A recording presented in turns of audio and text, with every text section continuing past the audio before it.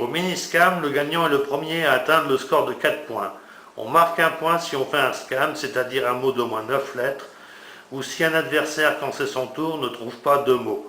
Sur ce tirage, on doit proposer un mot comportant un C en première position et un E en troisième, comme crédulité. Pour le deuxième mot, on inverse les positions des 2 lettres. Et je propose encalaminé. Ayant fait au moins un scam, je marque un point. Au black scam, le gagnant est celui qui a ruiné tous les autres joueurs. On joue avec 3 dés.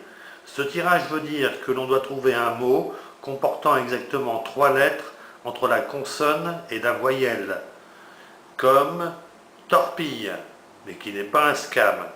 Je retourne ma carte à ce moment-là et j'applique la consigne qui est de 10 à mon voisin de droite. Si au lieu de torpille, j'avais fait un scam comme entortillé, la consigne de la carte est inversée et le montant multiplié par 2. Au 9 scam, le gagnant est le premier à atteindre le score de 9 points. Une carte 9 scam vaut 1 point. Pour ce tirage, il faut trouver un mot comportant exactement 3 lettres entre la consonne et la voyelle. On retourne la carte 9 scam du dessus et celle-ci impose la nature du mot à proposer. Tout le monde joue pour proposer le mot le plus long possible. Avec tempérament, je l'emporte. Je gagne la carte 9 scam plus une deuxième parce que j'ai fait un scam. À belote scam, on joue à 4 et avec un jeu de 32 cartes comme à la belote, si ce n'est qu'il n'y a aucun pic qui sont remplacés par des atouts scam. Quand on coupe avec un atout scam, le tirage des dés rentre en jeu. Ce tirage veut dire que horizontalement, il faut trouver un mot comportant exactement 2 lettres devant le peu et verticalement 4 lettres avant le le. Pour que la coupe avec un atout scam soit valable, il faut idéalement trouver 2 scams, comme ici horizontalement avec appellation et verticalement avec peuplement. Au 4-21 scam, le gagnant est le premier à ne plus avoir de cartes.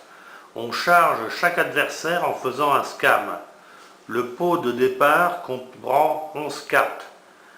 Le présent tirage signifie qu'il faut trouver un mot comportant exactement 2 lettres entre le T et le A. Je dis tabatière, qui est un scam.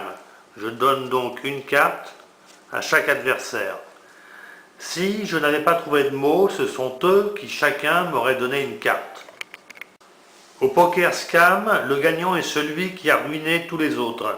On joue tous avec les mêmes 3 dés tirés, mais chacun a ses 3 propres cartes qui comportent une syllabe. Il s'agit chacun de trouver la meilleure main possible. Sur ce tirage, j'ai pétaradé 2 lettres entre le T et le A, et de plus, c'est un scam qui utilise une de mes syllabes, D.